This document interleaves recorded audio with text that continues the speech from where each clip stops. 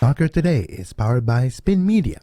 From podcast to video production, visit spinmediadigitalsolutions.com and bring your content to the next level. Ya lo hace, pierna derecha, directo al arco, golazo, golazo, golazo! The world of football with a soccer perspective.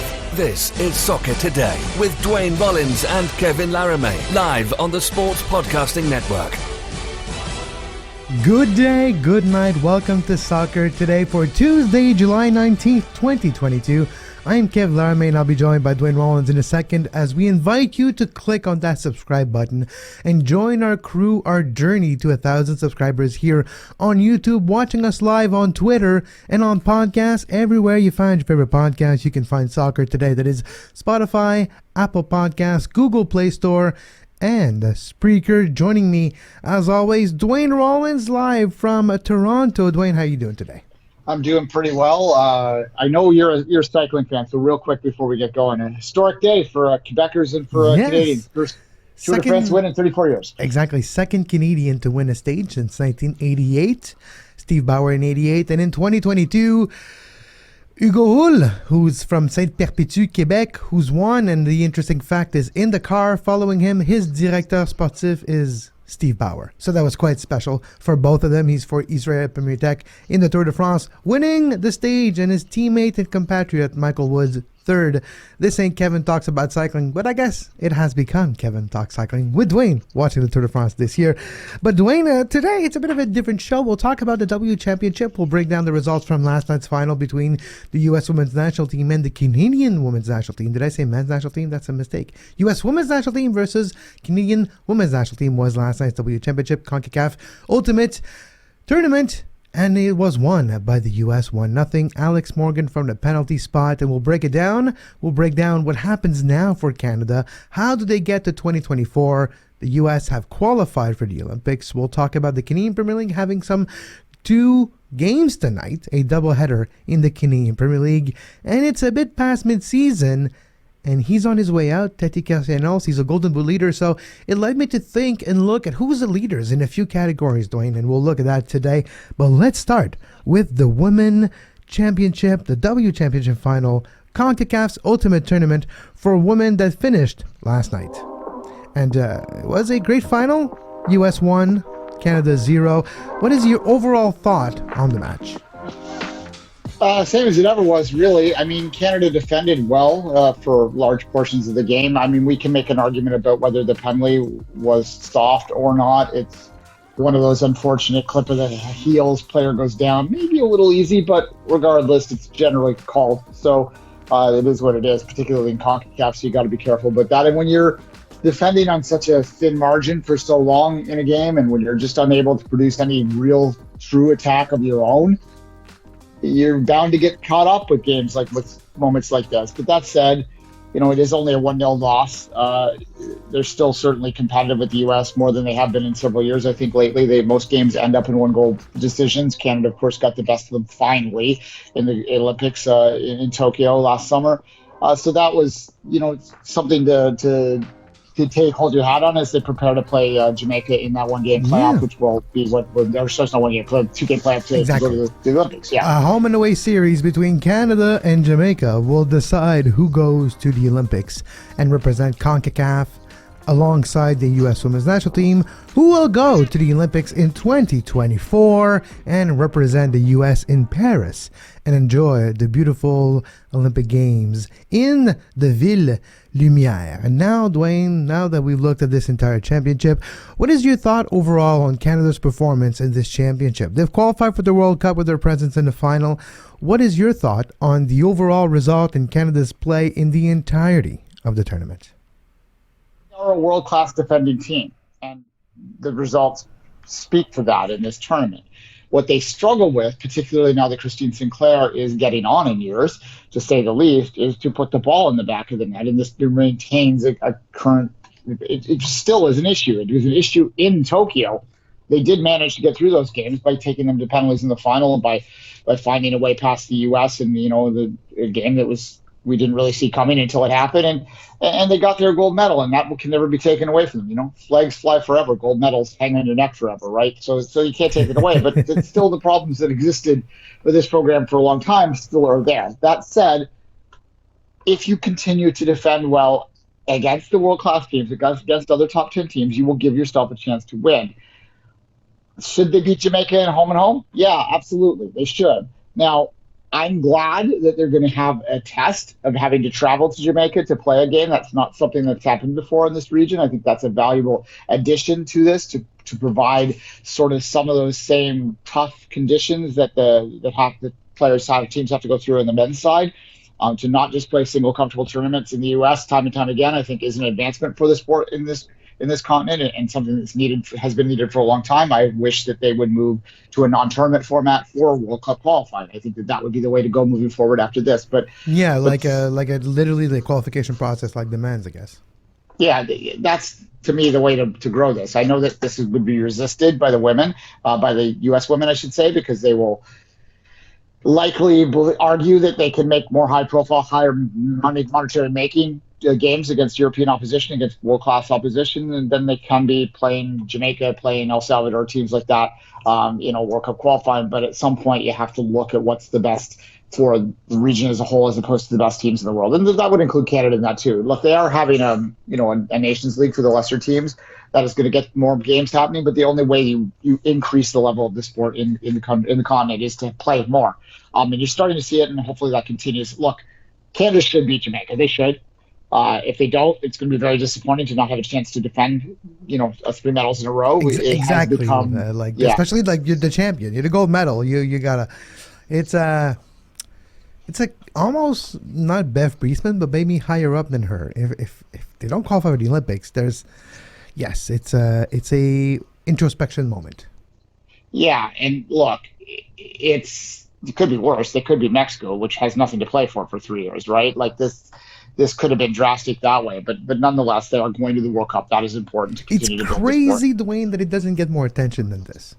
That the failures of Mexico in the last month doesn't get more recognition. Like I haven't heard anybody else talk about the fact that Mexico's basically internationally not going to be able to do anything. So we've lost Duane apparently, and I'll wait for him. Are you there, Duane? I have some sound issues here, Kevin. So no problem. So banter for a little bit while yes. I fix that. But when we look at the failures here of the Mexico national team, of the women's side, we talked about, and it'll be interesting to see how that changes. But for now, it is what it is for the Canadian women's national team, as they will go and play Jamaica on a home and away series, losing 1-0 to the U.S. women's national team last night in the final of the W Championship, but a presence in the final still pretty good. You qualify for the World Cup, and now you got to prove yourself against Jamaica, and Canada should do well against Jamaica. Now let's set the table for the Canadian Premier League's doubleheader this evening. It will be a fun evening on July 19th, Tim Hortons Field at 6:45 p.m. Forge FC versus FC Edmonton. Hopefully, Edmonton can come and show up to the party and contribute to a good soccer spectacle on the field. Forge, the heavy favorite here, having a resurgence as of late. We will look at the schedule and the standings in a second. Cavalry FC, York United at Cofield, 9:30 p.m. Eastern, 7:30 p.m. Calgary time. Cavalry at home. Spruce Meadows, wonderful place to have an evening matchup, and it'll be interesting to see how Cavalry, can continue their rise. They are the top team in the Canadian Premier League. Cavalry, as we now look at the standings in the Canadian Premier League, Cavalry top of the table, 28 points with a record of 8-2-4, and we have Atletico Ottawa second in the CanPL with a record of 7 wins, 3 losses, and 4 draws so far, a bit past midway this season. When I look at a couple of different things in the Canadian Premier League and the schedule tonight, when I can show you the schedule once again this evening. Two great matchup in a doubleheader.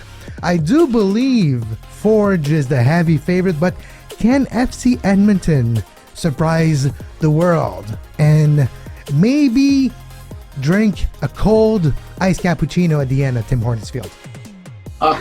Maybe.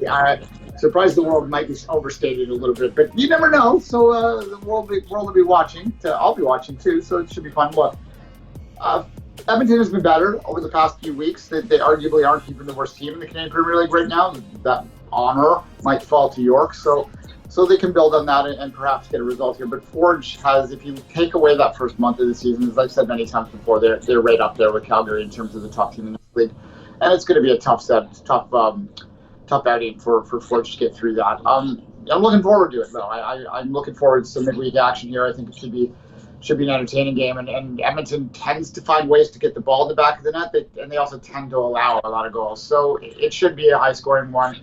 That field at Tim Hortons Field allows for some offensive games. It's kind of a fast pitch, so I think it should be a fun one to watch. And look, Edmonton has turned it around enough that I think that they can be proud of the way that they fought through those early season hiccups. But as we've belabored, there are deeper problems there that are going to require more than a little bit of a winning streak. Hopefully they can band together to finish this season strong, and I'm sure that not finishing in the spoon position will be a motivating factor for them, and they can jump above that tonight with the results. So good for them. Yeah, it'll be an interesting evening in the Canadian Premier League as a doubleheader will take place, and I'm looking forward to my evening of soccer. We'll take a short break. When we come back, we'll look at the leaders in multiple different disciplines in Major League Soccer, from the best attack to the worst attack to the best defense, the Golden Boot, and more. Later on this show, Soccer Today. Right back after this short break. You are listening to Soccer Today. Follow us on Twitter at SoccerTodaySPN and like our Facebook page, facebook.com/Sports Podcasting Network.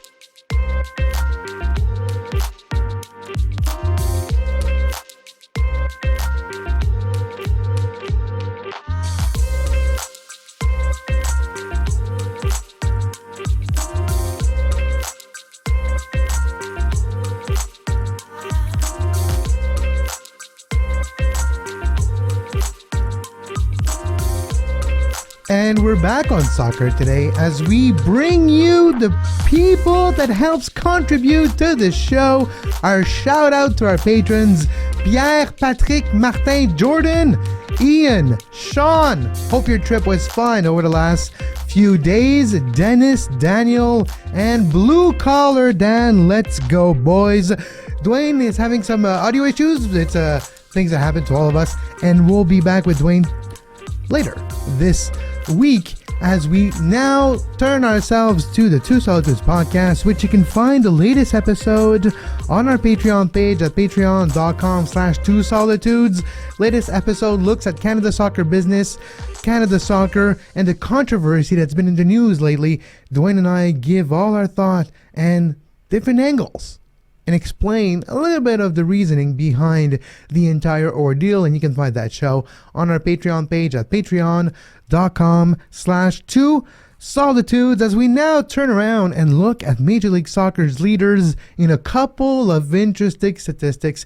It is a little bit past halfway, and I do like to look at who's the Golden Boot leader, because this year there's going to be an opening. If the rumors are true, Tati Castellanos is on his way out. Let's look at what is the Golden Boot race in MLS right now. Well, this is XG. All right, so let's start with expected goals, and we'll move to Golden Boot in 1 second. Tati is top here too, and he's top here too. Golden Boot race in MLS, July 19th. That's today. That's before the midweek or weekend game. Tati Castellanos, 13 goals. Will he stay there? That's the question. He's rumored to be leaving to La Liga. Hani Mokhtar is second with 12 goals, representing Nashville FC really well. He scored in the loss during the last game. Hani Mokhtar, an eternal favorite for your fantasy. Jeremy Ebobisse, 11 goals, is third, tied with Sebastian Driussi and Jesus Ferreira, who's fifth, so they're tied with 11 goals each. And that's a very good performance for Bobby. But the thing is even with this performance, San Jose is still one of the worst teams in the league. Imagine if Bobby wasn't there for San Jose. Would they even have any points this year? That's the question. Taxi Fontas, one of the best players this season. He has emerged as one of the very good young players in this league. 10 goals so far for Taxi. Brandon Vasquez also had with 10 goals, another young and very good player who's discovered himself a goal-scoring boot this year. Paul Arriola in Dallas. Dallas well represented in the top 8 of the Golden Boot race. With 2 players in the top 8, they have a really good attack.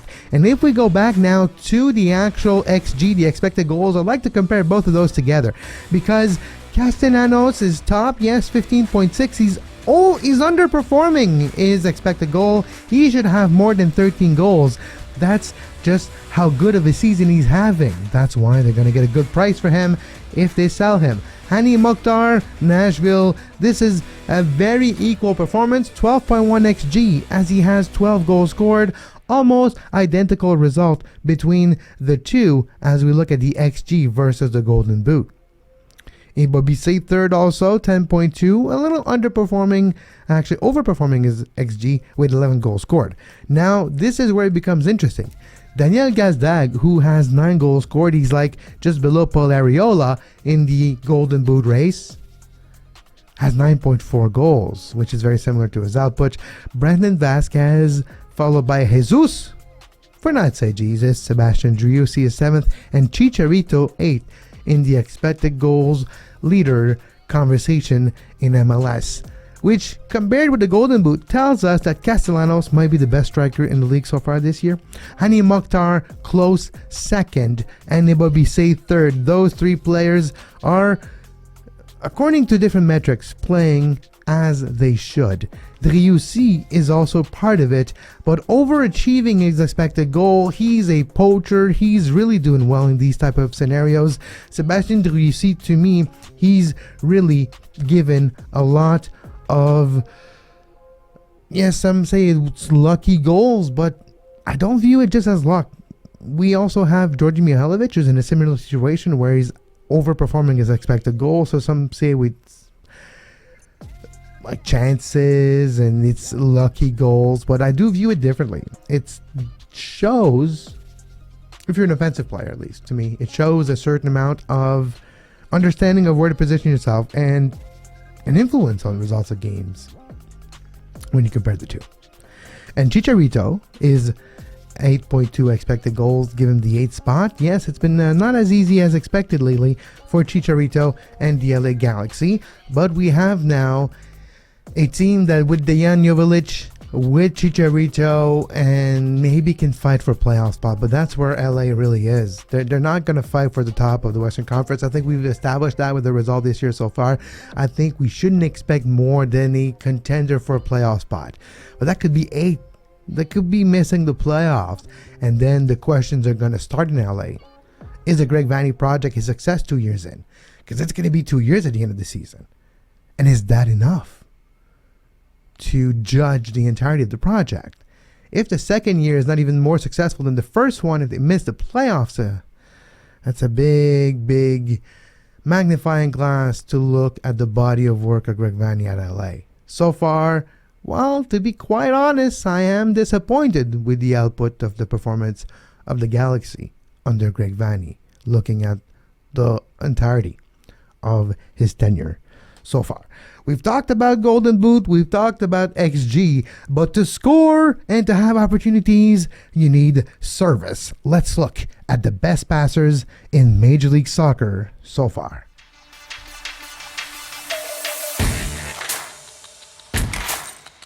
Who else?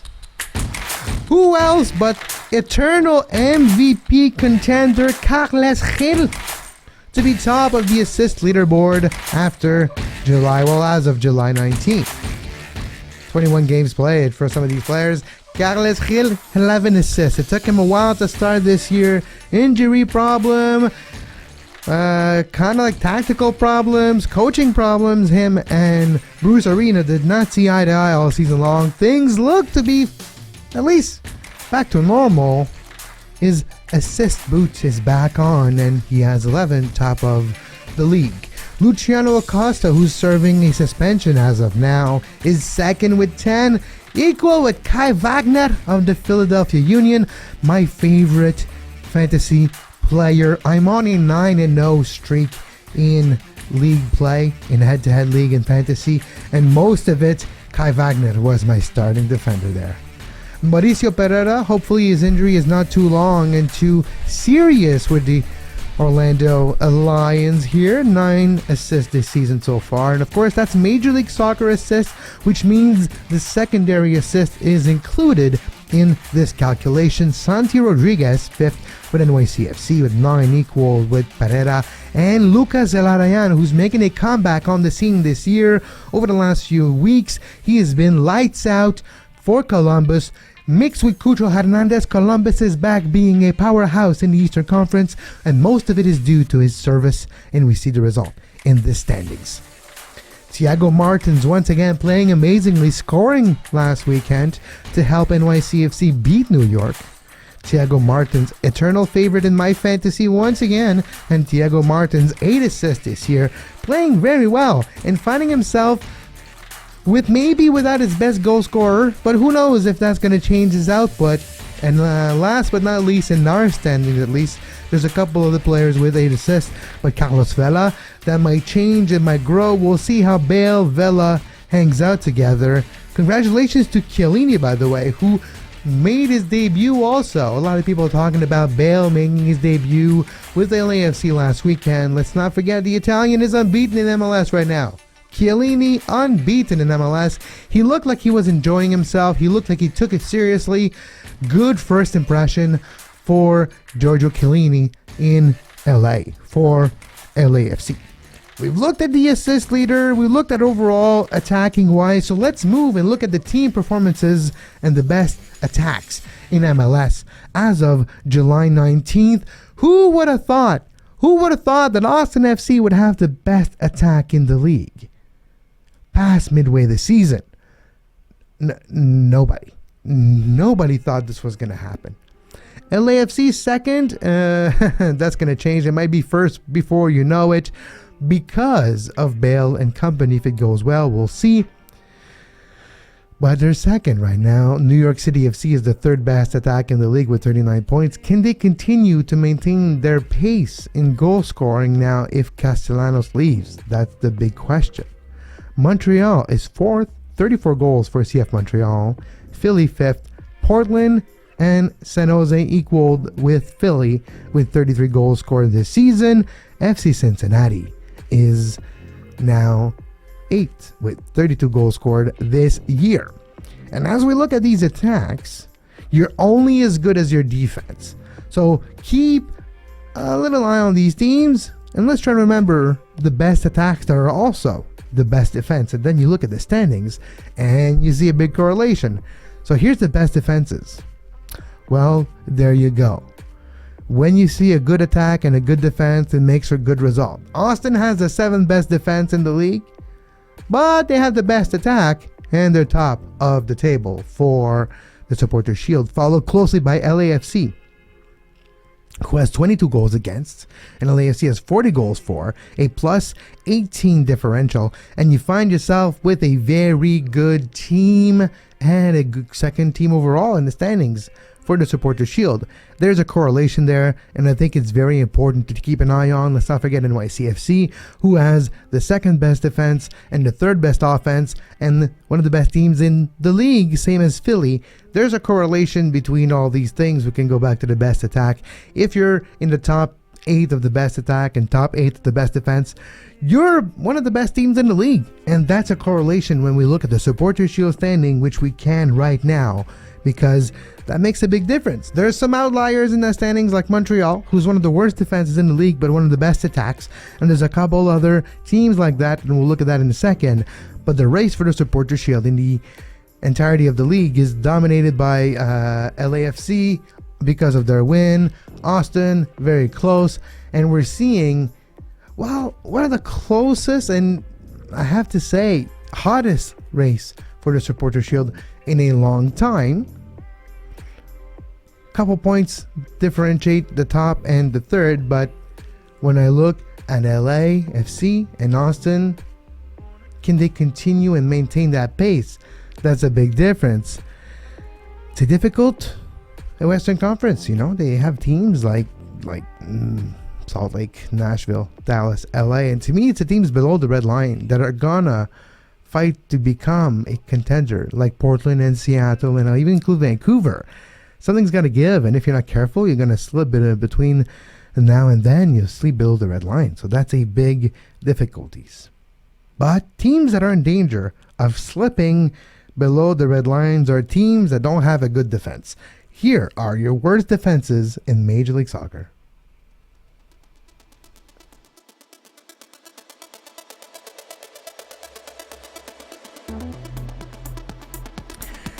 And the worst defense in the entirety of the league is the Earthquakes. San Jose Earthquakes, 41 goals against this year, equal to DC United. Those are the two worst defenses in the entirety of Major League Soccer so far as of today. Toronto FC close by with 39 goals against this year. They have also one of the worst attack of the league. We'll get to the attack after, but they are in the top of the worst attack. And then you look at the result of those things and you look at the bottom of the standings and there's a correlation once again. If you're in the worst defenses and the worst attack, guess what? You'll be in the bottom of the standings. Sporting Kansas City is also struggling this year, and they have the fourth worst defense in the entirety of the league. Cincinnati, yes, they're playing well, but they also have one of the worst defenses in the league, which is going to make for an interesting second half of the season. Same could be said for CF Montreal. Both those teams, if they want to maintain their position in the standings above the red line and a playoff not only contender for Cincinnati, but also Montreal is keeping the pace with New York, and if they want to continue to do so, they do need to reassure the backline. They do need to have a better defense. Of course, numbers can be skewed, and when we look at Montreal's expected goals against, they are a lot lower, and they should be in the mid-20s and not the mid-30s. So keeper error, defender error, there's a lot of mistakes that happened that contributed to the number 35 for goals against for Montreal. The expected goals against is a lot lower for Montreal, and that is maybe hopefully a good sign for the rest of the season. Vancouver and New England finish your standings for the worst defenses in the league. As we now move to the worst attack in the league, the finish today, Kansas City. And people say that I'm starting to sound like a broken record, talking about Kansas City and how bad they are this year. Every single show, it's not getting enough attention. Kansas City, a shadow of themselves.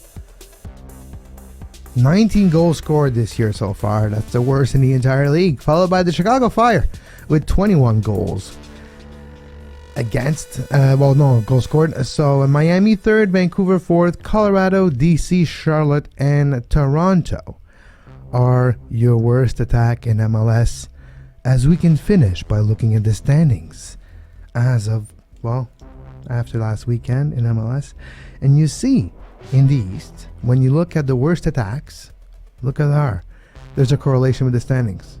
Definitely, because Chicago and Toronto and DC United are in the top 8 worst attack in the league, and they're bottom of the East.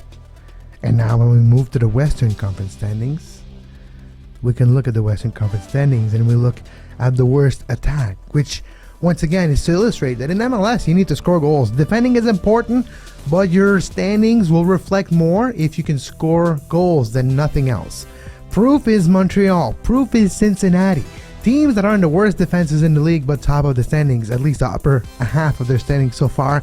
Same can be said in the Western Conference, but the worst teams in the West once again are also worst attacks in the league. Kansas City is the worst attack in the league and the dead last.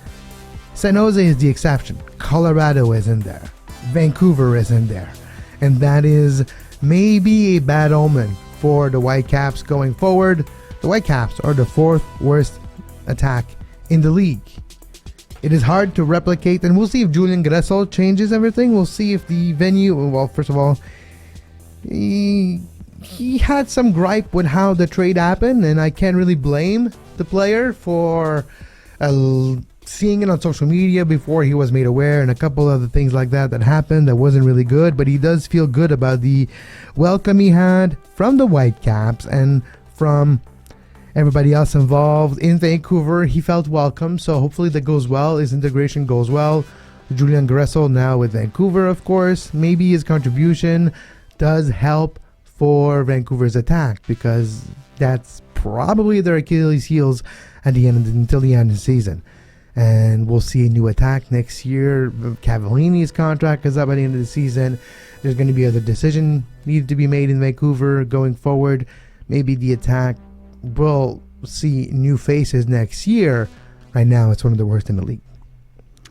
As we continue, of course, let's not forget tonight a big evening in the Canadian Premier League. 2 matches, Forge FC versus FC Edmonton, then Cavalry versus York. We'll break it down on tomorrow's show, and we'll also have a weekend preview on tomorrow's show, as the rest of the week will be a busy time here, and tomorrow will be the last live show of the week for sure. So tomorrow will be a great time to join us on Soccer Today, available everywhere you get your podcasts. Of course, that will be Google Play Store, Apple Podcasts, Spotify, and a whole lot of other places you can find this show. Until next time, you can follow Duane on social media at 24th Minute, myself at Kev Larme, and this show at Soccer Today SPN. You can go to spinmediadigitalsolutions.com if you would like to bring your content creation to the next level. Myself or my team will get back to you and help you bring your game to the next level.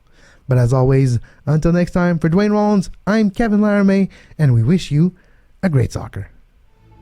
You can find the podcast version of all the shows we do on iTunes, Apple Podcast, Google Play Store, TuneIn Radio, iHeartRadio, and anywhere you get your podcast.